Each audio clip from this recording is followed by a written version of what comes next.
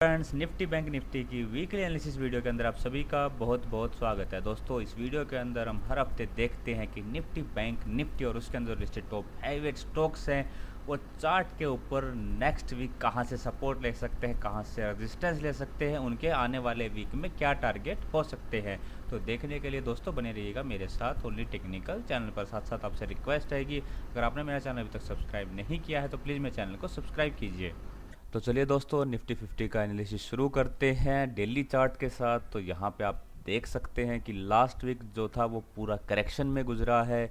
Monday को जो है निफ्टी 50 गैप अप ओपनिंग देता है, लगभग 15,900 के ऊपर इसने ओपनिंग दी। उसके बाद ये सस्टेन नहीं कर पाता और देन पूरा जो वीक है करेक्शन में गुजारता है। लास्ट जो फ्राइडे को इसने कैंडल बनाई थी वो हैमर कैंडल है। अगर ये सपोर्ट और रेजिस्टेंस के आसपास से बनती है तो इसका जो इम्पोर्टेंस है वो काफ़ी बढ़ जाता है। तो यहाँ पे ये सपोर्ट के आसपास बनी ये हैमर कैंडल तो जो ये दिखाती है कि हो सकता है नेक्स्ट वीक के अंदर बुलिश मोमेंटम आ सकता है। निफ्टी 50 का चार्ट बिल्कुल भी वीक नहीं है, आपको घबराने की ज़रूरत नहीं है। यहाँ पे हैमर कैंडल बनी है जो काफ़ी पॉजिटिव है और हमें जो बाई करना होगा नेक्स्ट वीक के लिए वो होगा 15,750, यानी कि मंडे को या ट्यूसडे को अगर 15,750 के ऊपर ट्रेड करता है तो बिल्कुल आप बाई साइड में जाइएगा। आपका पहला टारगेट 800, फिर 850 एंड देन 900 तक के आपको टारगेट नेक्स्ट वीक में मिल सकते हैं। अगेन 15,900 का एरिया इसके लिए स्ट्रॉन्ग रेजिस्टेंस का काम करेगा। यहाँ पे ये ट्रिपल टॉप की फॉर्मेशन ऑलरेडी कर चुका है। देखिए 3 बार, एक बार यहाँ, एक बार यहाँ और एक बार यहाँ, यानी कि 3 बार इस लेवल को टेस्ट कर चुका है। तो ये काफ़ी इंपॉर्टेंट अब रेजिस्टेंस बन गया है। तो 15,900 के आसपास हमें देखना होगा नेक्स्ट वीक किस तरीके से बिहेव करता है। अगर वहाँ पे भी कोई रिवर्सल कैंडल बनाता है तो वहाँ पे भी एक जो है एक सेल की पोजीशन बन सकती है। इन केस अगर ये 15,910 920 के ऊपर सस्टेन करता है 1 से 2 घंटे वहाँ उसके ऊपर ट्रेड करता है तो फिर हम मान के चलेंगे कि जो 15,900 है इसका ब्रेकआउट हो गया। फिर हम बात करेंगे 16,000, 16,100 और 16,200 के लेवल्स की। तो ये आपको ध्यान में रखना होगा।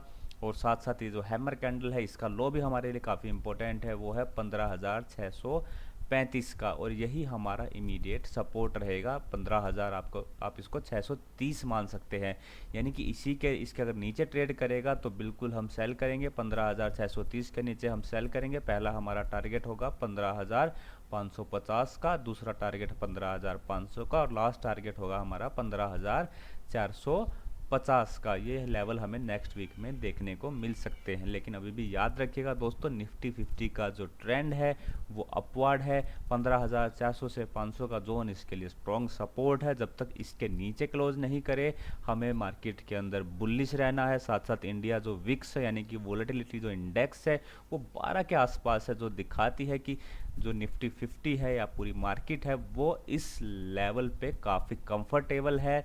यानी कि डाउन साइड जो रिस्क है, बहुत बड़ी करेक्शन का, बहुत बड़ी गिरावट का जो रिस्क है वो अभी भी कम है। हर जो डिप होगी वो बाई की जाएगी। तो आप भी उसी हिसाब से अपना जो पोर्टफोलियो मैनेज कीजिएगा। तो लेवल्स मैंने आपको बता दिए, हमें सेल करना है नेक्स्ट वीक 15,630 के नीचे और बाई करना होगा 15,750 के अबो। साथ साथ 15,900 के आसपास आपको ज़रूर ध्यान देना है कि यहाँ से ये रिवर्सल देगा या फिर ब्रेकआउट देगा। उसके लिए आपको कैंडल स्टिक की बेसिक नॉलेज ज़रूर होनी चाहिए। चलिए अब निफ्टी बैंक के डेली चार्ट पे चलते हैं। ये भी निफ्टी 50 के जैसे करेक्शन दे रहा था, यहाँ देख सकते हैं आप। यहाँ से इसने करेक्शन दी पूरा हफ्ते और लास्ट में जो इसने कैंडल्स बनाई है इनको हम ट्वीज़र कैंडल बोलते हैं। इनफैक्ट ये बुलिश ट्वीज़र कैंडल है। तो ये जो है एक साइन है, यहाँ से ये रिवर्स कर सकता है। साथ साथ इसका ये सपोर्ट एरिया भी है। तो इसमें भी मंडे ट्यूसडे जब भी आपको ये 34,900 के ऊपर ट्रेड करता दिखे आप बिल्कुल बाई साइड में जा सकते हैं। आपका पहला टारगेट यहाँ से लगभग 35,300 का होगा, उसके ऊपर 35,500 देन 35,800 तक ये जा सकता है। 35,000 अगर 900 के ऊपर ट्रेड करे तो फिर इस ये वाली जो रेजिस्टेंस लाइन है इसका ब्रेकआउट हो जाएगा। फिर हम बात करेंगे 36,500 और फर्दर 37,000 के लेवल्स की। तो फिलहाल यही इसका जो है बाइंग लेवल हमें दिखाई दे रहा है। जहां तक सपोर्ट की बात करें 34,600 इसका इमीडिएट सपोर्ट है। 34,600 के नीचे ही सेल बनेगी जो इसको लगभग 34,300 एंड देन 34,000 तक लेके जाएगी। तो लास्ट वीक भी मैंने आपको बताया था कि 33,900 से 34,000 का जो एरिया है वो निफ्टी बैंक के लिए स्ट्रॉन्ग सपोर्ट है। यहाँ पे आए कोई रिवर्सल कैंडल मिले तो आप ज़रूर बाई कीजिएगा, और जब तक इस लेवल के ऊपर है यानी कि जब तक 33,900 के ऊपर है तब तक आपको घबराने की बिल्कुल भी ज़रूरत नहीं। जो भी डिप आएगी वो बाई की जाएगी, इसीलिए उसी हिसाब से आप अपने पोर्टफोलियो को मैनेज कर सकते हैं। तो बाई लेवल हो गया हमारा नेक्स्ट वीक के लिए लगभग 34,900 का। ये ट्विज़र कैंडल है, ये बुलिश ट्विज़र कैंडल है। अगर आपको कैंडल स्टिक समझना है तो आप मेरी लर्निंग वीडियो में जाके देख सकते हैं, वहाँ पे मैंने पूरा जो है कैंडल स्टिक पैटर्न को समझा रखा विद एग्जांपल। तो आपको वो समझना है तो वहाँ आप जाके देख सकते हैं। तो ये हो गए लेवल्स। अगेन याद रखना हमें लेवल्स पे ही काम करना है, बाई और सेल के लेवल्स मैंने आपको नेक्स्ट वीक के लिए बता दिए।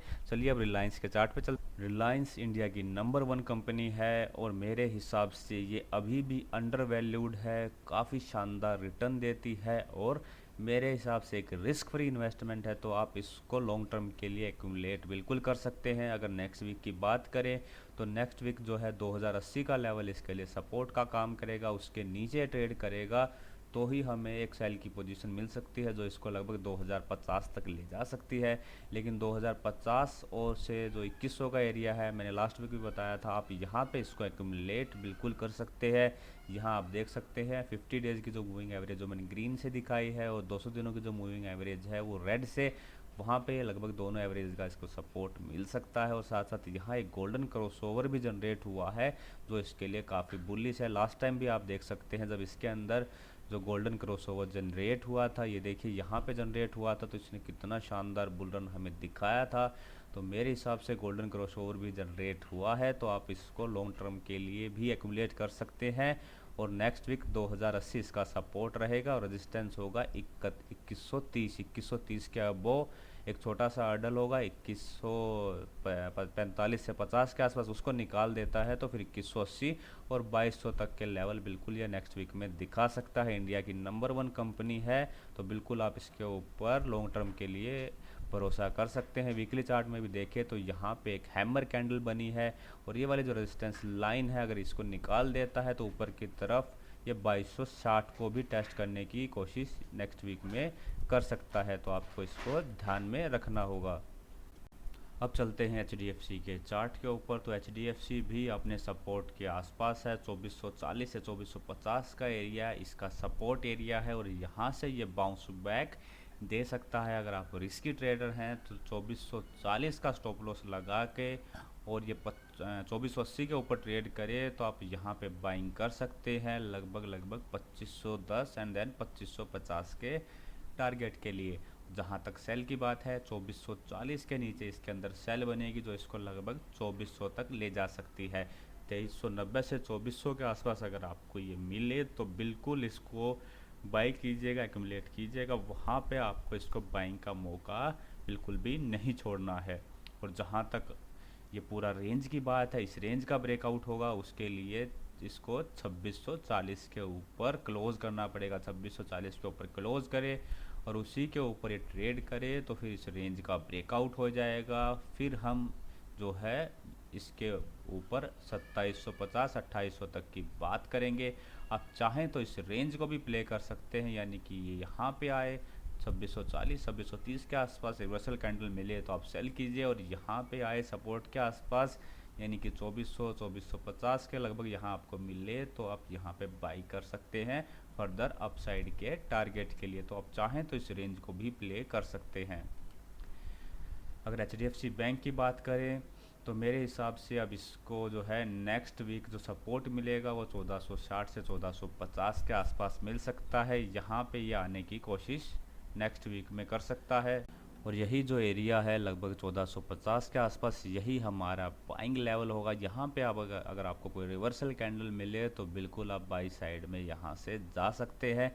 उस जो रिवर्सल कैंडल है उसके लो का SL लगाएंगे और हम बाई साइड में जा सकते हैं। सेल के लिए जो लेवल होगा वो होगा लगभग 1440 का। 1440 के नीचे ट्रेड करेगा तो ही मैं जो है सेल की पोजीशन की एडवाइस करूंगा एचडीएफसी बैंक में। उस केस में फिर ये 1420 1410 की तरफ आने की कोशिश कर सकता है। अगेन एचडीएफसी के जैसे एचडीएफसी बैंक में भी इस रेंज को आप प्ले कर सकते हैं। 1450 के आसपास आए, रिवर्सल कैंडल दिखे, वहाँ से बाई कीजिए, और 1530 1528 के आसपास आए, वहाँ को रिवर्सल कैंडल मिले तो वहाँ आप सेल कर सकते हैं, जब तक कि इस रेंज का किसी साइड में ब्रेकआउट या ब्रेकडाउन नहीं हो जाता।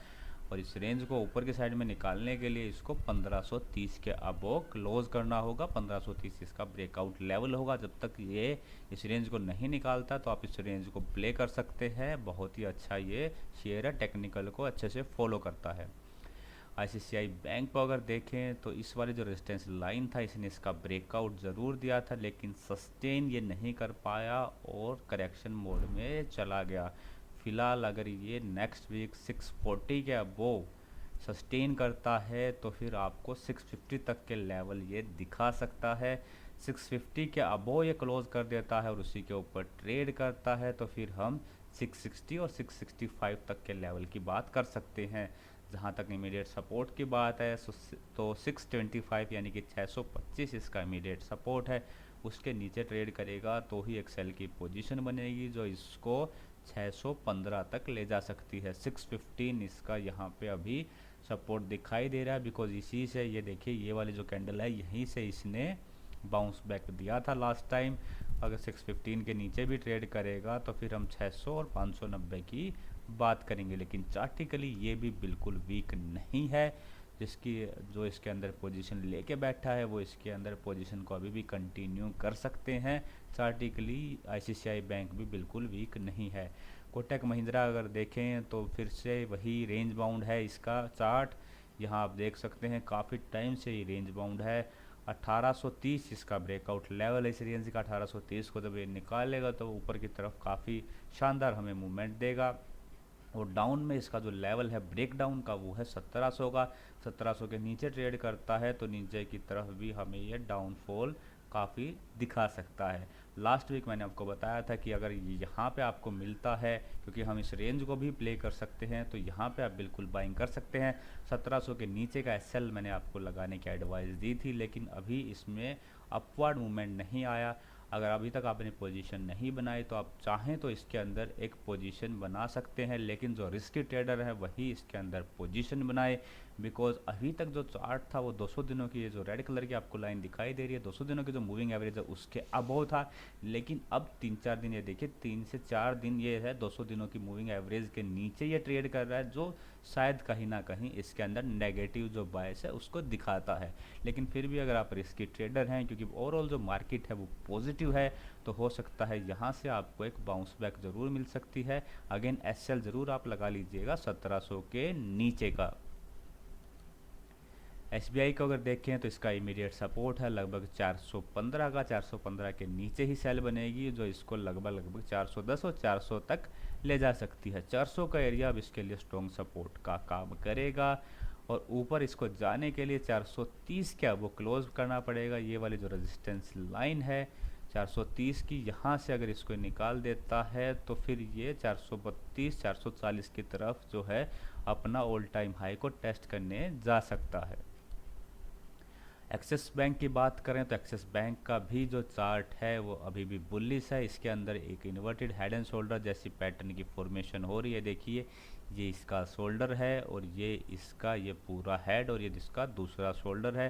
तो एक inverted head and shoulder type pattern की फॉर्मेशन इसके अंदर हो रही है। चार्ट अभी भी बुलिश है और मेरे हिसाब से नेक्स्ट वीक अगर ये दोबारा से 760 के ऊपर ट्रेड करेगा और वहाँ पे सस्टेन करेगा, क्योंकि जो है लास्ट वीक भी इसने कोशिश ज़रूर की थी लेकिन ये ब्रेकआउट ये देखिए यहाँ पे सक्सेसफुल नहीं हुआ और डाउनवर्ड जो है डाउनवर्ड मूवमेंट इसने शुरू कर दिया। तो अब दोबारा से 760 ही इसका इमीडिएट रेजिस्टेंस होगा। उसके ऊपर ट्रेड करता है, सस्टेन करता है तो फिर ये हमें आराम से 785 तक के टारगेट हमें दिखा सकता है। सपोर्ट की बात करें तो 745 के नीचे जो है ये एक सेल की पोजीशन बन सकती है जो इसको 735 730 तक ले जा सकती है।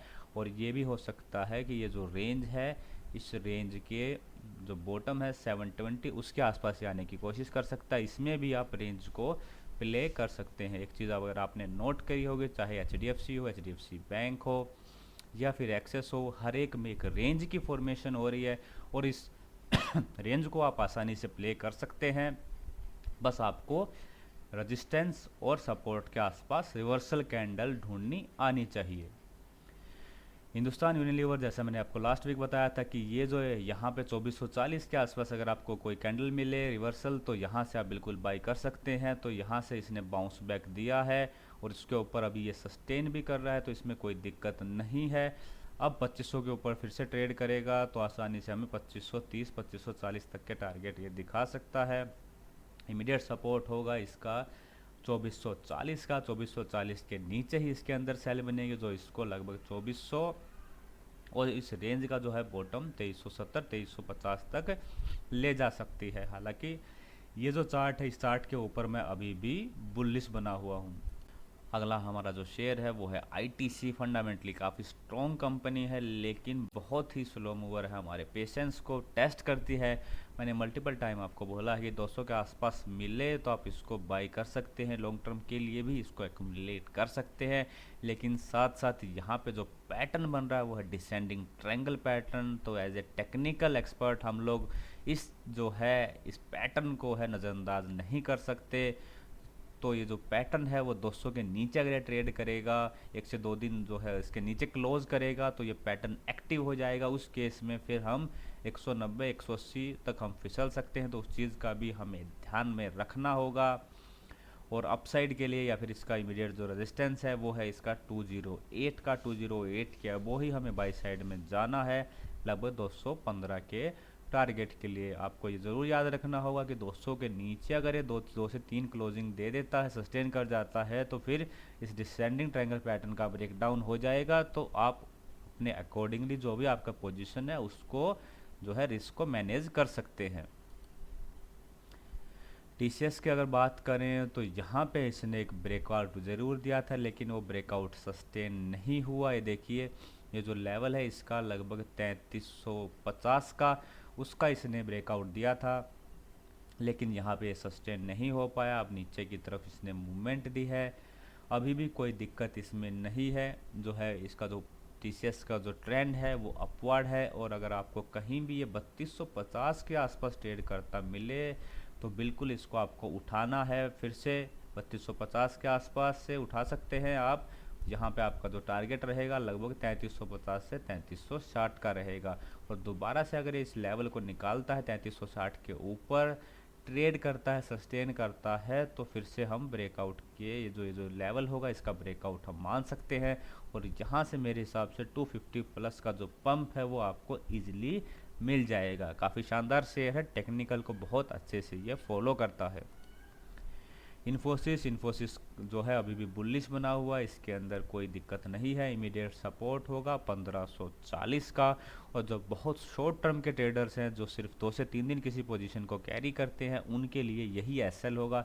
1540 के नीचे ट्रेड करेगा तो इन दैट केस इसके अंदर जो है गिरावट आ सकती है, जो इसको 1510 तक ले जा सकती है। तो उस केस में आप लोग एग्जिट कर सकते हैं। बाकी जो है जो बहुत लॉन्ग टर्म के ट्रेडर हैं वो इसके अंदर बने रह सकते हैं, कोई दिक्कत नहीं है। शॉर्ट टर्म के ट्रेडर जो है वो इसके अंदर 1470 का SL लगा लीजिए। 1470 के नीचे ट्रेड करेगा तो आप भी जो है इसके अंदर एग्जिट कर सकते हैं। और नेक्स्ट वीक के लिए रेजिस्टेंस होगा हमारा 1590 का। 1590 के ऊपर ट्रेड करेगा तो फिर छोटी सी रेंज ही इसका ब्रेकआउट देगा, फिर दोबारा से अपना ऑल टाइम हाई बनाएगा। और सपोर्ट मैंने आपको बता दिया 1540 इसका नेक्स्ट वीक के लिए इमीडिएट सपोर्ट रहेगा। आज का लास्ट शेयर है LNT। LNT में भी inverted head and shoulder pattern की फॉर्मेशन हो रही है। ये देखिए, ये शोल्डर है, ये इसका हेड है और ये इसका दूसरा शोल्डर है जो अभी हालांकि बना नहीं है। और इसका जो कंप्लीट होने के बाद जो ब्रेकआउट लेवल होगा वो होगा 1600 का। तो 1600 के ऊपर ये अगर क्लोज करता है, सस्टेन करता है, तो इस हेड एंड शोल्डर पैटर्न का जो inverted head and shoulder pattern है उसका ब्रेकआउट हो जाएगा।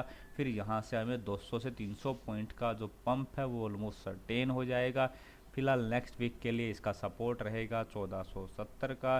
1470 के नीचे ट्रेड करता है तो ये 1450 1445 की तरफ आने की कोशिश करेगा, और यही यहाँ पे हमें बिल्कुल बाई करना है। यहाँ पे इसकी 50 डेज़ की मूविंग एवरेज भी है, और यहाँ पे मल्टीपल टाइम ये सपोर्ट ले चुका है, इसीलिए ये जो एरिया है 1450 के आसपास अगर आपको ये मिले तो बिल्कुल इसको बाई करना है। साथ साथ वहाँ पे ये भी देखना होगा कि कैंडल की फॉर्मेशन कैसी है। वहाँ पे अगर आपको लगता है कि रिवर्सल कैंडल की फॉर्मेशन हो रही है तो ही आप इसके यहाँ पे बाई कीजिएगा। तो इमीडिएट सपोर्ट है इसका 1470 का, उसके नीचे 1450 का। रजिस्टेंस की बात करें तो 1500 इसका इमीडिएट रजिस्टेंस है, उसके ऊपर ट्रेड करेगा तो 1530 को टेस्ट करने ये जा सकता है। 1530 के अबो आप बिल्कुल यहाँ पे भी एक बाई साइड में जा सकते हैं, जो इसको लगभग 1560 तक ले जा सकती है। और मैंने आपको लेवल बता दिया 1600 इसका बहुत ही इंपॉर्टेंट ब्रेकआउट लेवल रहेगा। तो दोस्तों ये थी मेरी निफ्टी बैंक निफ्टी और उसके अंदर लिस्टेड टॉप हैवी स्टॉक्स हैं उसकी वीकली एनालिसिस। अगर आपको मेरी एनालिसिस पसंद आ रही है तो प्लीज़ लाइक कीजिएगा, औरों के साथ भी शेयर कीजिएगा। आपकी कोई भी क्वेरी है, कोई भी कमेंट्स हैं, मेरे कोई टारगेट हिट नहीं होते या और भी कुछ आपको बताना है तो मुझे प्लीज़ कमेंट करके बता सकते हैं।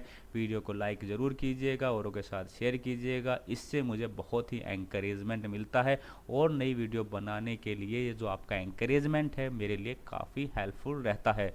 वीडियो देखने के लिए आप सभी का बहुत बहुत धन्यवाद। जय हिंद।